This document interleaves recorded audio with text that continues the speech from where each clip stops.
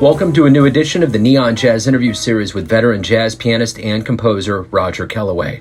We caught up with this Grammy Award winner and Academy Award nominated performer during early May 2020 during the heat of the Coronavirus Lockdown to talk about his latest 2019 CD, The Many Open Minds of Roger Kellaway, and his long, fruitful career in music. He has recorded more than 250 albums and worked with everyone from Ellington to Elvis, Joni Mitchell to Barbra Streisand, Quincy Jones to Yo-Yo Ma. Man, he's got great tales to tell. Enjoy.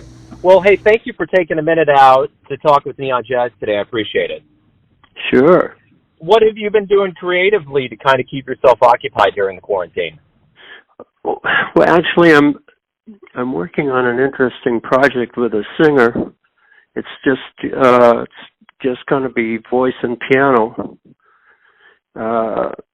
We had planned to do it here in Ojai. Unfortunately, he lives in Tasmania, which is 9,000 miles away. Yeah. So what we're going to do is I have a disc clavier attached to my piano, so I'm recording my stuff, the masters, on the disc clavier. There's an engineer in Ojai that will play back the disc clavier masters and at the same time record the piano on Pro Tools, and then send to Tasmania MIDI files, and then the vocals will be put on there. So that's a long story, but that's actually what I've been working on. I've been doing 10 charts, and I've got about 4, I still got 6 master recordings to do. Yeah, that's great. I mean, he would, the singer would, he's an old friend that I know, I've known since the 60s. His name is Jeff Hutner, and he would have flown here because he usually does 2 or 3 times a year, but his flight was canceled. It's quite a time for, the one thing I'm always curious about is how well jazz is doing. And I don't have to ask anymore because I'm just astonished at how many gigs and how many things have been canceled in light of what's going on. And how many things, actually, let me ask you, when did you realize, like in mid-March, that things were starting, and kind of what's happened in your world since then? I had 3 major gigs this week. And one was to be a Jack Kleinsinger Highlights in Jazz tribute to me, which was to be last night on the 7th. And then tonight and tomorrow night I would be playing Mesros, all in New York City. So wow. These gigs got canceled about 2.5 months ago. I mean, 2.5 months ago, it was I was putting the concert together, and I wanted Eddie Daniels. And I called Eddie, because he's been one of my duo partners for a long time. And he said, "I'm sorry, I can't make the concert. The doctor won't let me fly to New York." And that, at that time, was because of the beginnings of of COVID-19. Yeah.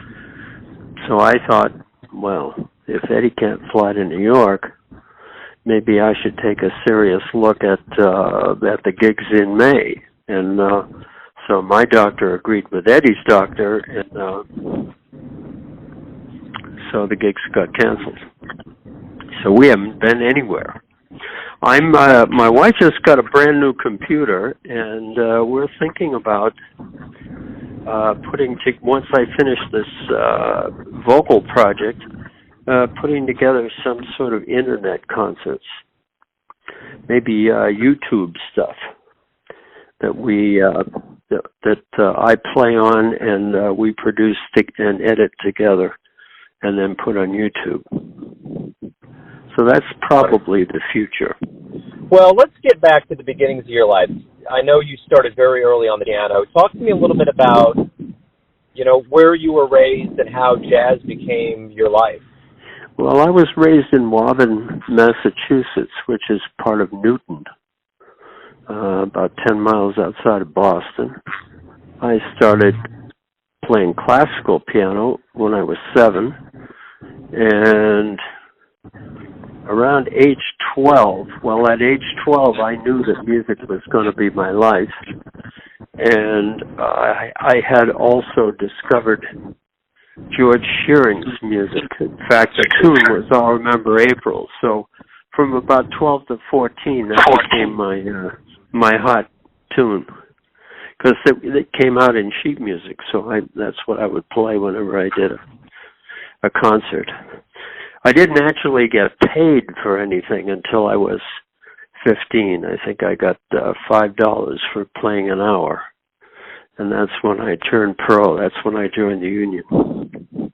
And all through junior high school and high school were magnificent teachers. And the orchestra and the big band and everything were all very, very extensive. Newton High School was number 3 in the country. And we had not only Donald March doing the orchestra, and we were doing all the Bach, Brandenburg Concerti, plus Haydn symphonies, Beethoven symphonies. Then we had the big band under Red Doran, who had been with Tommy Dorsey, and Danny Ippolito, who had been with Glenn Miller, and I was playing double bass in both the orchestra and the big band.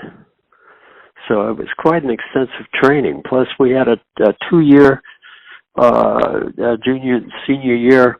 There was a theory teacher named Henry Lasker who was giving college-level courses in theory in junior and senior year. So it was pretty easy to let your imagination get rolling. But meanwhile, I was playing gigs, mostly on bass through those years. And then in 1959, when I first went on the road, I returned to playing piano. So that's a capsule. So has the stage always been a natural place for you? Have you ever been nervous, or is it like a second home? Stage is like a second home to me. It's one of the most comfortable places that I ever visit. You've been fortunate to be around a lot of legends and luminaries over the years. What have you learned from them? What's been kind of the overriding thing, the principles that they've kind of instilled in you as a musician? One of the things is how difficult a ballad is.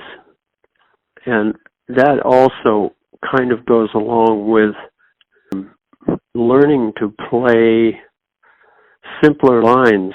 As you get older, you begin to realize how much harder it was or how much harder it is to play simpler lines than to, just play double time and a lot of chops and all that.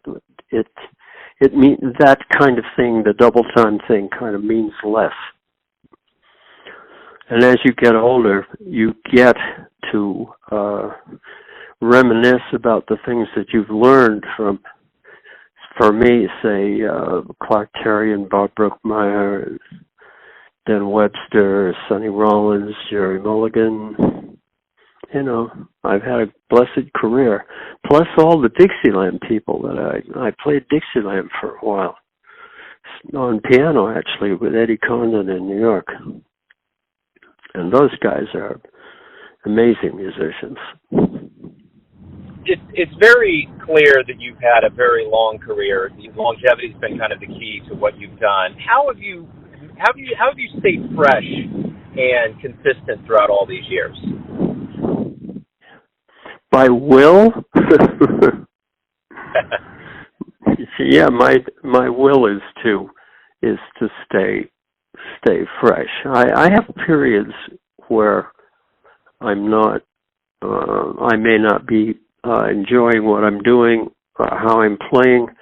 Maybe it sounds like I'm playing the same stuff I've been playing for years, and it's time to, look into moving in another direction, or I don't know, just goosing the whole idea so that the imagination gets a little fresher.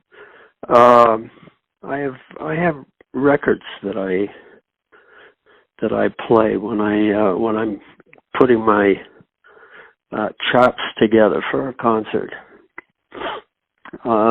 One of them is I Want to Be Happy, which is a 1958 recording with the Oscar Peterson Trio and Stan Getz. And when I can play that tempo for the whole 7 minutes of that track, then I'm starting to get my juices rolling. And there are other things. There are like 20th century classical pieces also that I listen to that just kind of spark my imagination and lead me into having the imagination be alive. What do you like best about being a musician?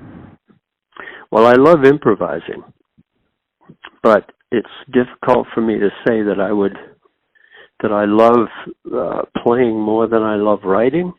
When I'm writing, I don't miss playing, and when I'm playing, I don't miss writing. So it's the idea of expressing, being able to express my life musically is thrilling. I want to get back to the beginnings of this love of music that you have. What was the first live jazz show you saw that made you think, this is something I'd like to do?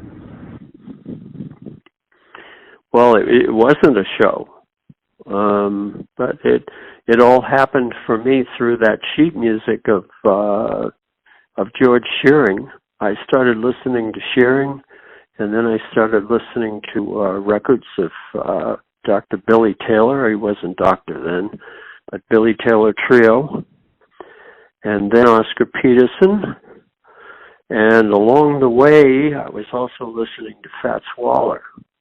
I was starting to mix the different styles together in my head. Plus, I had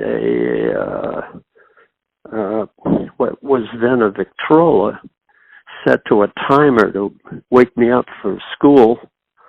And I'd wake up to the Bach-Brandenburg Concerti, or maybe Woody Herman, or maybe Igor Stravinsky, or just different aspects of jazz and 20th century classical music. So I've been mixing those kinds of sounds in my head all my life. So it was that combination of things that happened to me, not a concert. I can't even remember the first jazz concert I went to. Well, maybe it was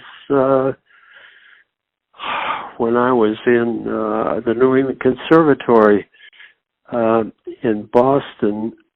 We used to go to the Stables all the time to hear the Herb Pomeroy Big Band.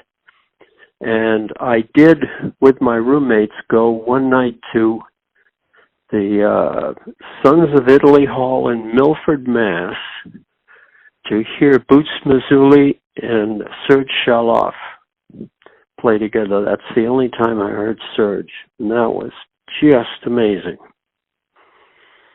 I always loved him. He was my favorite baritone player. If you have a dream tonight and you run into your younger self, and you could give your younger self one piece of advice, what would it be?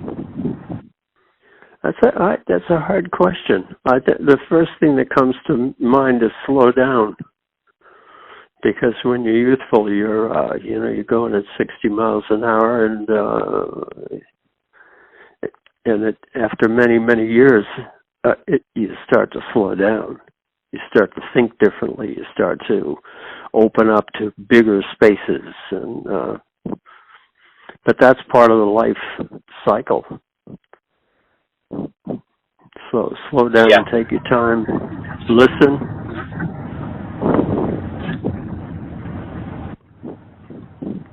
So why do you love jazz? First of all, it gives me an opportunity to improvise. And I'm very fond of swing, and I'm very fond of playing in. I don't get to do it much, but play in odd times, which is something I picked up from the Don Ellis band. I actually do have a trio where all three of us can play in 7/4, which is interesting to me. I don't get to do it often, but it gives me an opportunity to improvise, and it gives me, or at least it did, give me an opportunity to hang out with like-minded people who love to improvise too, because the camaraderie and the interplay that happens when you're playing with someone else is a lot of fun. And it's different with every partner. Like in duos, it's different with every partner you have. So if you keep your ears out to absorbing what your partner is doing, there's kind of what I feel like is a lesson for you in how to play with or accompany the person you're playing with. It's the same with a quartet, but it's a little more intimate with duos. Very exciting stuff. It's very stimulating also.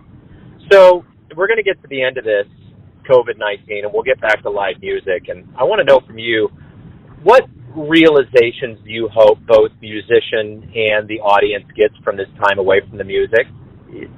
The time away from the music gives one an opportunity to reflect on your life as a human being and reflect on your life spiritually.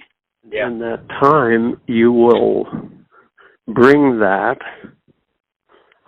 It'll be a new kind of place, and you'll bring that to your music. It's going to be a while. I was going to do a concert here in August 15th, and they were holding on to the concert until about 3 days ago. They had a board meeting and canceled it.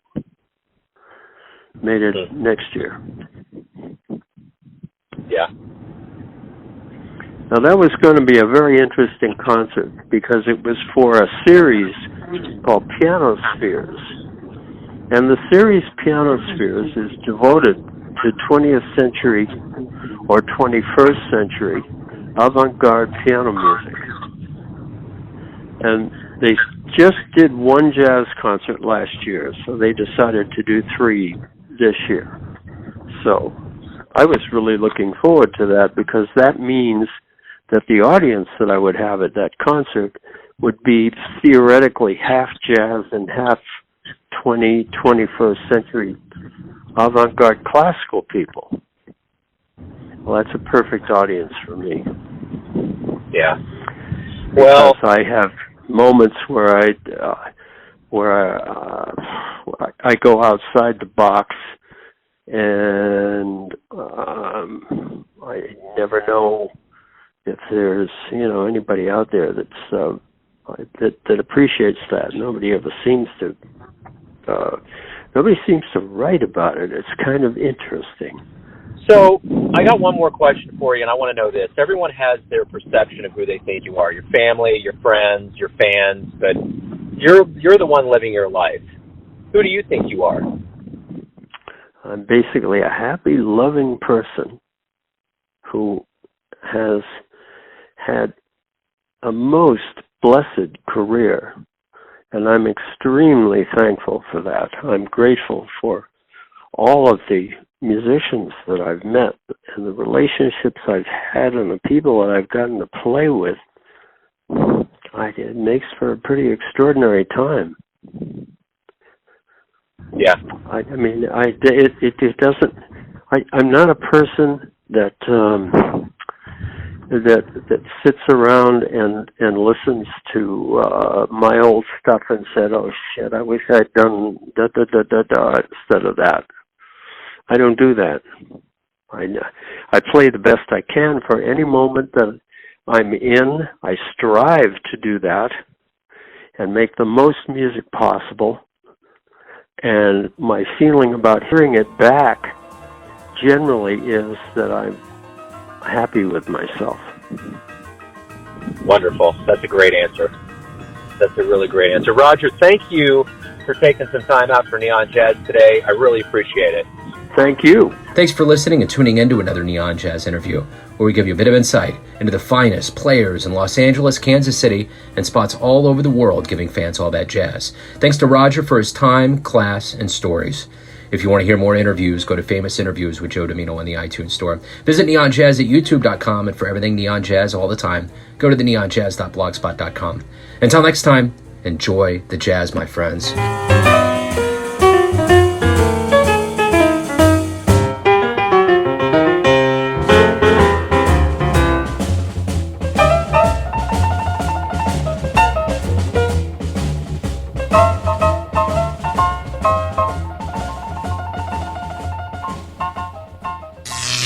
Neon Jazz.